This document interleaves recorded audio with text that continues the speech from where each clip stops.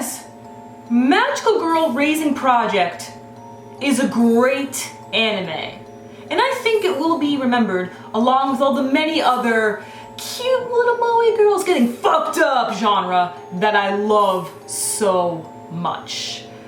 You see, I was having difficulty when it came to creating my top 10 best fall 2016 anime list.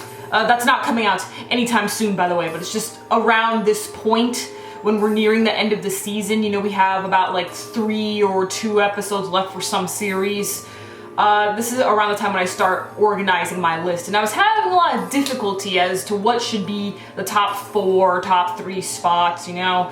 And Magical Girl Raising Project is definitely in like the top 5.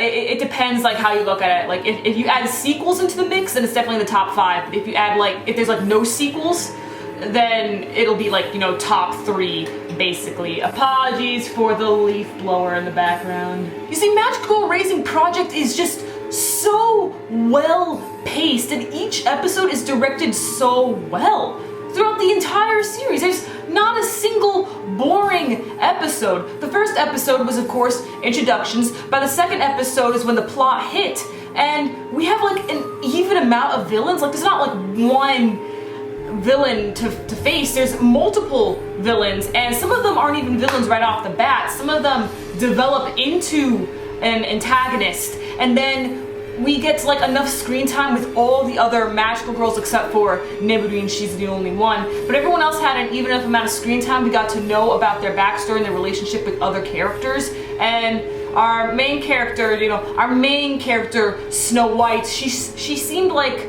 she was a main character for the first like one or like the first 2 episodes, but then she ended up getting less and less screen time, and we see that this is more of an ensemble cast than really just the main character and the supporting characters. And with each episode, we get enough battles that aren't rushed. It feels like I'm watching a movie, to be honest, every single episode. Just so much happens in every single episode, but it's not rushed. The plot is moved further along. Some amount of characters die.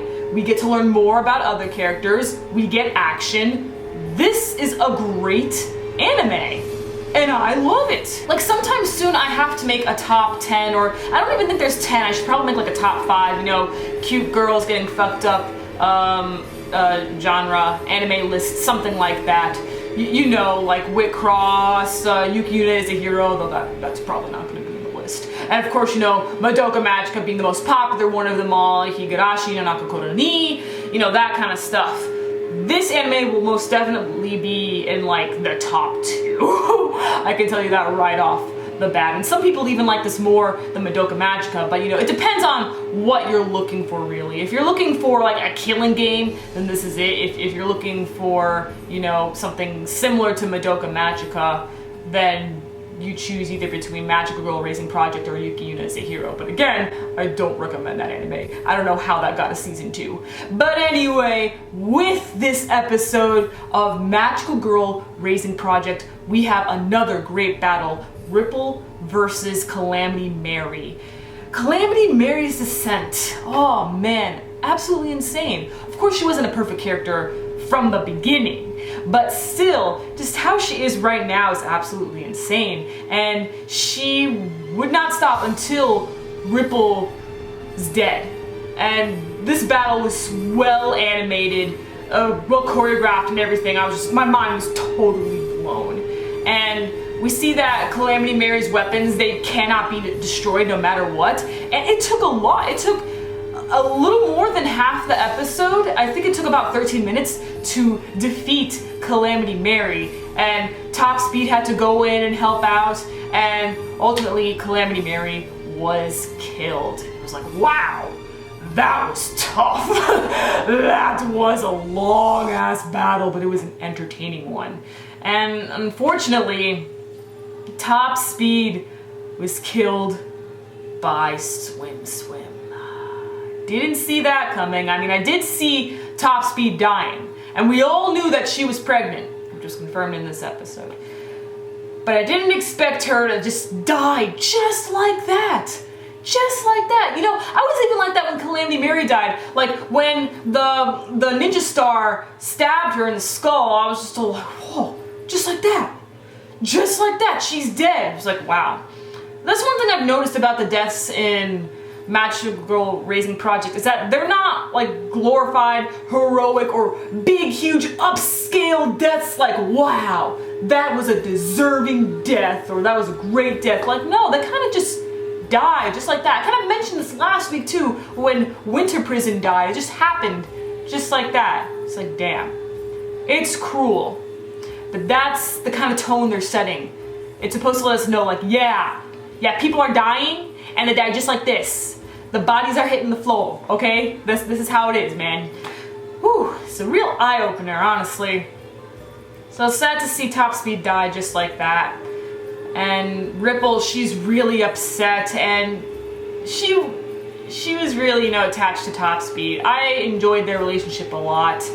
Even though Ripple got annoyed from time to time with Top Speed knew how Ripple felt, and Ripple did care for her, and that was really sad. Now back with our other villain, Fauve. Fauve says that even though there are only 7 magic girls left, we're gonna have the numbers again. We need 4 because now we have even less magical girl energy. And he's just so like, wow, I'm so happy. This is fantastic.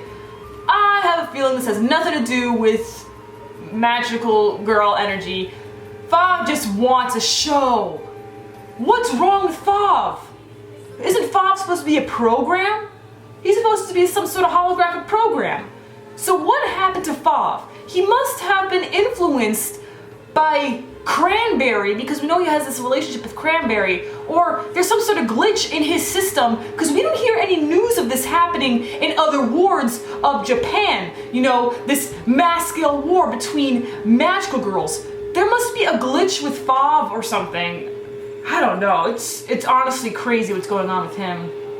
And now Swim Swim is planning her next attack. Oh boy, she's absolutely insane. Then the twin busts into the room and she's just like, I know who we can definitely kill next. Honestly, I feel like the only person that they can kill is Tama. To be honest, she's the weakest link. Why would they need Tama? Tama has been useless to them. I feel like the next person they're going to kill is Tama, and if it's not her, I don't really know who they will go after next. Yeah. Okay, so this is where we're at right now. 7 magical girls left, and I knew it. I called it last week that there was gonna be less than 8 survivors. So here we are. Whew, can't believe this anime isn't over yet. It's just been a spectacular ride. Spectacular. There's still more to go. Absolutely insane. Let me know your thoughts on this episode, your predictions on what you think is going to happen next. I'm your female otaku. Sayonara.